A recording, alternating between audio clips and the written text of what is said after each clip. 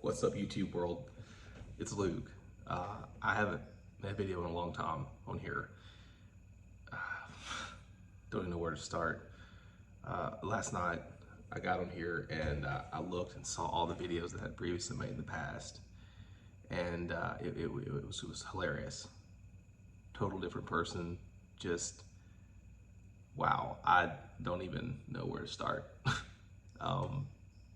But what I want to talk about, excuse me, what I want to talk about is my recent trip to B&H Photo in New York City.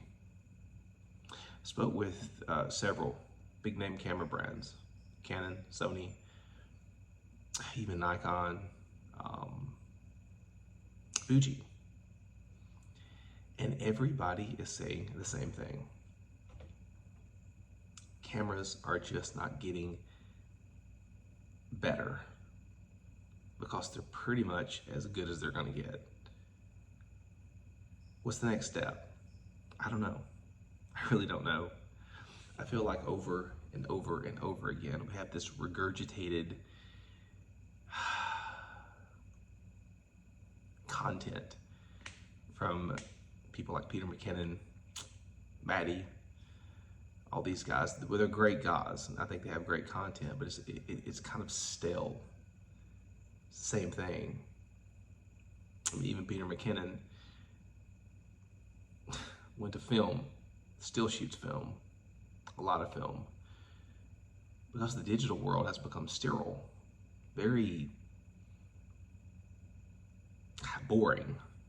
I don't know why. I don't know why. My rooster's crowing in the back. I'm sorry if you hear that. But yeah, it's the camera manufacturers are not jumping light years ahead like they were from like 2012 to now. I mean, they're getting really just almost too good to be able to use. These cameras are so good. I got my hands on the new R1 by Canon, and focusing system, insane. I mean, all the RF glass that I have would work great with that camera. $6,000+ camera. I mean, clearly expensive. But I looked at the R5 Mark II, which I'm really not in the market for that camera. Honestly, in the market for another R5 Mark I. But I noticed R5 Mark II for a stills photography camera, I don't think it's worth the upgrade from the Mark I to the Mark II. I don't. I think it's about as good as it's going to get. Mirrorless is it. Until these cameras really start growing legs and arms and doing it themselves, or AI does whatever AI needs to do. I don't know. I just feel like the camera market has become stagnated because of it. And I don't have the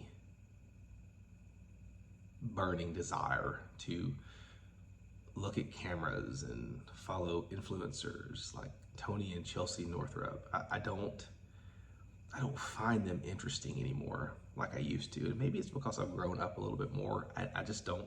I have other things I like to do. For instance, I'm into bodybuilding, go to the gym 5 days a week, rest Saturday, Sunday. I mean, I just don't have an interest in cameras much anymore. Still shoot weddings, have a great time doing it. But it's not as much as about the camera as it's about the customer service and connecting with your people. That's what moves me. It always has. I like having the best of the best to shoot with, and I will completely invest in the cameras if they get better, but I just don't see them getting much better. Does that make sense?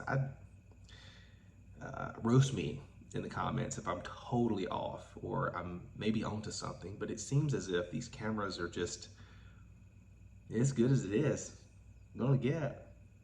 I spoke to the Sony representative, and I shoot with A7 IV and do video with the A7S III.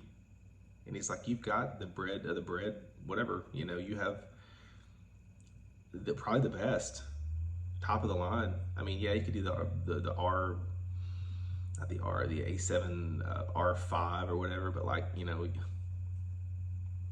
for steels, I think you're good. And it was gratifying to hear that, but at the same time, it was kind of, is it not going to get any better? I don't know. What's your thoughts on that? Please tell me in the comments below. I know it's been a minute, and I'm going to start making more content on here, but probably more fitness content because I'm really getting into fitness in a way I've never been into fitness before. Okay. What you think? See you soon.